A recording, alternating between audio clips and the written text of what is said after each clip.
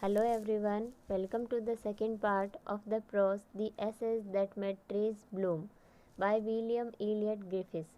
In this video, I will read and explain part 2 of the story line by line along with the difficult words and their meanings. So let's begin. In the first part, we read about an old couple who had a dog. The dog helped his master become rich, but he was killed by the selfish and wicked neighbors. Living in the same village, he still visits his master in his dreams and tells them the ways to become wealthy. This makes the greedy neighbors even more jealous. Now let's start reading part 2. आज हम पढ़ेंगे English NCERT class 7th की English book honeycomb का 4th chapter जिसका नाम है the ashes that made trees bloom. इसका आज हम पार्ट 2 पढ़ेंगे। पार्ट 1 में हमने पढ़ा था कि एक वृद्ध दंपति था जो जापान में रहता था।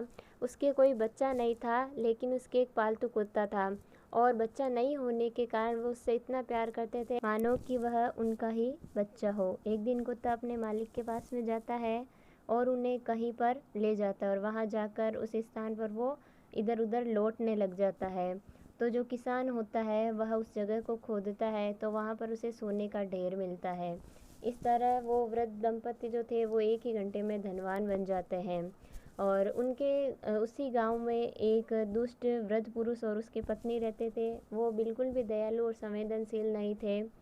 वो क्या जब उसने सुना कि ये जो कुत्ता है, उनका जो पालतू कुत्ता है, उन्होंने उसे धन दिया है उन वृद्ध दंपति को, तो वो भी चाहते हैं कि ये जो कुत्ता है हमारे काम आए और हमें भी धन संपत्ति दे। लेकिन जब कुत्ते की वजह से उन्हें धन नहीं मिलता है तो वो कुत्ते को मार देते हैं। परंतु उसे मारने के बाद में भी जो उसकी आत्मा होती है वह अपने जो वृद्ध दंपति थे उनकी सहायता करती है तथा एक बार उन्हें वापस धन दिला देती है। तो इससे जो दुष्ट वृद्ध पुरुष थे, दंपति थे, वो और ज़्यादा ईर्ष्यालु हो जाते हैं और ज़्यादा उनसे जेलस फील करते हैं और वो चाहते हैं कि उनके पास में भी इनसे ज़्यादा धन हो। परंतु दूसरी बार भी उनके हाथ में धन नहीं लगता है। अब हम पढ़ेंगे इसके आगे। Not long after that, the good old man dreamed again, and the spirit of the dog spoke to him, telling him how the wicked people had burned the meal made from the pine tree. उसके तुरंत बाद अच्छे बूढ़े आदमी ने एक बार फिर से सपना देखा और डॉग की आत्मा ने उससे बोला, यानी उस आदमी से बोला, उन्हें बताते हुए कि कैसे उन दुष्ट लोगों ने पाइन ट्री से बने हुए उस चक्की को जला दिया। Take the ashes of the meal, sprinkle them on the withered trees, and they will bloom again, said the dog spirit. चक्की के राख को लीजिए और उन्हें छिड़किए मुरझाए हुए पेड़ों पर और फिर उसमें फिर से फूल खिलने लगेंगे, कुत्ते की आत्मा ने कहा। ऐस यानी राख, विदर्ड यानी मुरझा जाना, ब्लूम यानी खिलना। The old man awoke and went at once to his wicked neighbor's house, where he found the miserable old pair sitting at the edge of their square fireplace, in the middle of the floor, smoking and spinning. वृद्ध व्यक्ति जागा और उसी समय अपने दुष्ट पड़ोसी के घर गया, जहाँ पर उसने पाया कि वह दयनीय जोड़ा अपने चौकोर आग जलाने के स्थान के किनारे पर बैठा था। फर्श के बीच में से धुआं निकल रहा था। स्पिनिंग यानी होता है चक्कर खाना, स्क्वायर यानी चौकोर, फायर प्लेस यानी अग्नि जलाने का स्थान। From time to time they warmed their hands and feet with the blaze from some bits of the meal, while behind them lay a pile of the broken pieces. समय समय पर वे अपने हाथों को सेकते उस प्रदीप्त ज्वाला से जो कि पीसने वाले यंत्र के कुछ टुकड़ों से आ रही थी। उसी समय उनके पीछे टूटे हुए टुकड़ों का ढेर पड़ा हुआ था। The good old man humbly asked for the ashes, though the covetous couple turned up their noses at him and scolded him as if he were a thief. They let him fill his basket with the ashes. बूढ़े आदमी ने बहुत ही politely भाव से राख को मांगा, यद्यपि उस लालची दंपति ने उसे बहुत ही तिरस्कारपूर्ण नज़रों से देखा और बहुत ही फटकार लगाई, मानो कि वो कोई चोर हो, और उन्होंने उसके बास्केट को राख से भर दिया। टर्न्ड अप देयर नोजेस यानी घृणास्पद व्यवहार करना। On coming home the old man took his wife into the garden. It being winter, their favorite cherry tree was bare. घर आने पर वह वृद्ध व्यक्ति अपनी पत्नी को बगीचे में ले गया। यह सर्दी का समय था। उसका पसंदीदा बेर का पेड़ खाली था। He sprinkled a pinch of ashes on it, and lo, it sprouted blossoms until it became a cloud of pink blooms which perfumed the air. The news of this filled the village, and everyone ran out to see the wonder. उसने उस पर राख की एक चुटकी छिड़काई और आश्चर्य यह पल्लवित होकर फैलने लगा जब तक कि यह गुलाबी रंग के खिले फूलों का एक बादल नहीं बन गया जिसकी खुशबू हवा में तैर रही थी। इसकी खबर गांव भर में फैल गई। प्रत्येक व्यक्ति इस आश्चर्य को देखने भागा।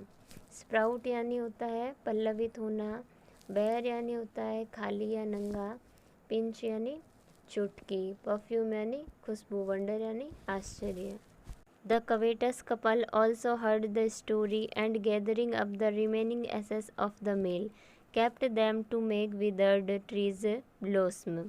उस लालची दंपति ने भी ये कहानी सुनी और मील की बची हुई राख को इकट्ठा करते हुए उन्हें रख लिया, मुरझाए हुए पेड़ों पर फूल उगाने के लिए। ब्लूम यानी खिले फूलों वाला और गैदर यानी एकत्रित करना। The kind old man, hearing that his lord the daimyo was to pass along the high road near the village, set out to see him. Taking his basket of ashes as the train approached, he climbed up into an old withered cherry tree that stood by the wayside. दयालु वृद्ध व्यक्ति यह सुनकर कि उसका स्वामी धनी जमींदार गांव के पास उस राजमार्ग के पास से जा रहा था, उससे मिलने और देखने के लिए उसने यात्रा प्रारंभ की थी। वह अपने साथ राख की टोकरी भी ले गया था। जैसे ही गाड़ी पहुंची थी वह बेर के एक मुरझाए हुए पुराने वृक्ष पर चढ़ गया था जो कि सड़क के एक ओर खड़ा था। अप्रोच यानी पहुंच, वे साइड यानी रास्ते के एक ओर। Now in the days of the daimyos, it was the custom when their lord passed by for all the loyal people to shut up their high windows. They even pasted them fast with a slip of paper so as not to commit the impertinence of looking down on his lordship. अब डायमियोज के दिनों में ये रिवाज था, ये परंपरा थी, जब उनका मालिक गुजरेगा सारे वफादार लोगों के लिए अपनी ऊंची खिड़कियों को बंद कर देना जब वहाँ से मालिक गुजरे, यहाँ तक कि वो उन्हें पेस्ट कर देते थे। एक मजबूत स्लिप ऑफ पेपर से पेस्ट कर देते थे ताकि वो खुले नहीं। जो उनके लॉर्डशिप हैं उनका डिसरिस्पेक्ट ना हो, कहीं उनकी शान में गुस्ताखी ना हो, उन्हें ऊपर से देखने के लिए यानी कि वो किसी के नीचे से ना गुजरे, उन्हें ऐसा करना पड़ता था। All the people along the road would fall upon their hands and knees and remain prostrate until the procession passed by. सारे लोग जो सड़कों पर होते थे वो हाथों और घुटनों पर बैठ जाते थे और वो इसी तरह लेटे रहते थे जब तक कि वो काफिला गुजर ना जाए। कस्टम यानी होती है रिवाज या परंपरा, लॉयल यानी वफादार, स्लिप यानी चिट्ठी या हिस्सा, कमिट यानी कोई गलत या गैर कानूनी कार्य, लुक डाउन यानी होता है किसी को तुच्छ या हेय दृष्टि से देखना, फॉल अपॉन यानी सहारा लेना, प्रोस्ट्रेट यानी साष्टांग प्रणत या प्रणाम, और प्रोसेशन यानी होता है जुलूस। The train drew near, one tall competent man marched ahead crying out to the people by the way, get down on your knees, get down on your knees, and everyone kneeled down while the procession was passing. जुलूस की कतार नज़दीक आई। एक लंबा सक्षम व्यक्ति आगे की ओर बढ़ा, रास्ते के पास वाले लोगों की ओर चिल्लाया, अपने घुटनों के बल हो जाओ, अपने घुटनों के बल हो जाओ। और प्रत्येक व्यक्ति उस समय तक घुटनों के बल रहेगा जब तक कि जुलूस वहाँ से निकल नहीं जाए। Suddenly, the leader of the van caught sight of the aged man up in the tree. He was about to call out to him in an angry tone, but seeing he was such an old fellow, he pretended not to notice him and passed him by. So when the daimyo's palanquin drew near, the old man, taking a pinch of ashes from his basket, scattered it over the tree. In a moment, it burst into blossom. अचानक उस when को चलाने वाले की नज़र उस बूढ़े आदमी पर पड़ी। वो उसे गुस्से वाली आवाज़ में बुलाने ही वाला था, पर यह देखकर कि वो एक बूढ़ा आदमी है, उसने उसे जाने दिया, यानी कि ना देखने का बहाना किया और उसे आगे जाने दिया। इस तरह जब डायमियोज़ की पालकी करीब आई, बूढ़े आदमी ने अपनी बास्केट में से एक चुटकी राख निकाली और उसे पेड़ के ऊपर फैला दिया, यानी उसने इसे पेड़ के ऊपर डाला। एक क्षण में ही इस पर फूल खिलने लगे। The delighted daimyo ordered the train to be stopped and got out to see the wonder.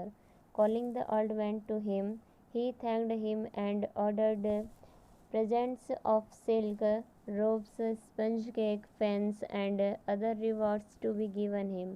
He even invited him to his castle. प्रसन्न जमींदार ने सारी कतार को रुकने का आदेश दिया और आश्चर्य को देखने बाहर आया।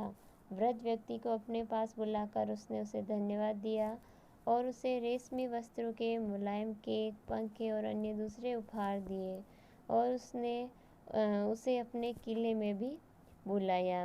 रोब यानी होते हैं वस्त्र, कासल यानी किला और स्केटर्ड यानी छितराना, ब्रस्ट इनटू यानी फूट पड़ा, डिलाइटेड यानी प्रसन्न। So the old man went gleefully home to share his joy with his dear old wife. इस तरह बूढ़ा आदमी खुशी से अपने घर गया, अपने आनंद को बांटने के लिए, साझा करने के लिए अपनी बूढ़ी प्यारी पत्नी के साथ में। But when the greedy neighbor heard of it, he took some of the magic ashes and went out on the highway. There he waited until a daimyo's train came along, and instead of kneeling down like the crowd, he climbed a withered cherry tree. मगर जब लालची पड़ोसियों ने इसके बारे में सुना, उसने कुछ जादुई राख को अपने साथ लिया और राजमार्ग की ओर गया। उसने वहाँ पर तब तक इंतजार किया जब तक कि जमींदार की श्रृंखला वहाँ नहीं आ गई थी। भीड़ की तरह घुटने के बल झुकने के बजाय वह एक सूखे बेर के पेड़ पर चढ़ गया। When the daimyo himself was almost directly under him, he threw a handful of ashes over the tree, which did not change a particle. The wind blew the fine dust in the noses and eyes of the daimyo and his wife. Such sneezing and choking. It spoiled all the pomp and dignity of the procession. The man, whose business it was to cry, "Get down on your knees," seized the old fool by the collar, dragged him from the tree, and tumbled him and his ass basket into the ditch by the road. Then, beating him soundly, he left him for dead. Particle यानी कण, sneeze यानी छींक, choking यानी रुंधना या बंद होना, pomp यानी तड़क भड़क ठाट बाट, डिग्निटी यानी सम्मान, टंबल यानी एक गिर पड़ना और डिच यानी गड्ढा। जब स्वयं डायमियो उसके बिल्कुल सीधे नीचे पहुँचे, उसने एक मुट्ठी राख उस पेड़ पर फेंक दी, जिससे जरा सा भी परिवर्तन नहीं आया और हवा उस डस्ट को, धूल को डायमियो और उसकी पत्नी की आंखों और नाक में बहा ले गई। उन्हें बहुत छींक और खांसी आई।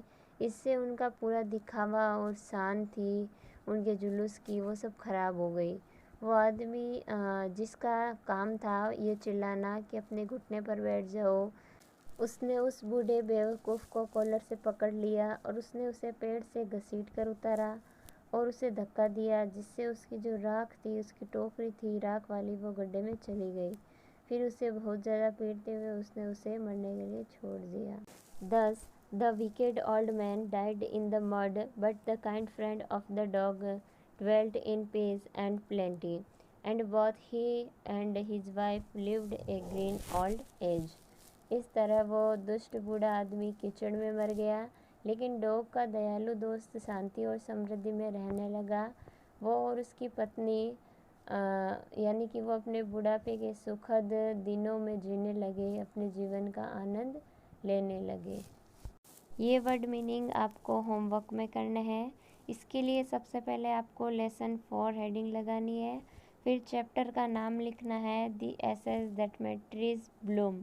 फिर उसके बाद में आपको होमवर्क क्रमांक लगाना है, फिर आपको ये वर्ड मीनिंग करने हैं।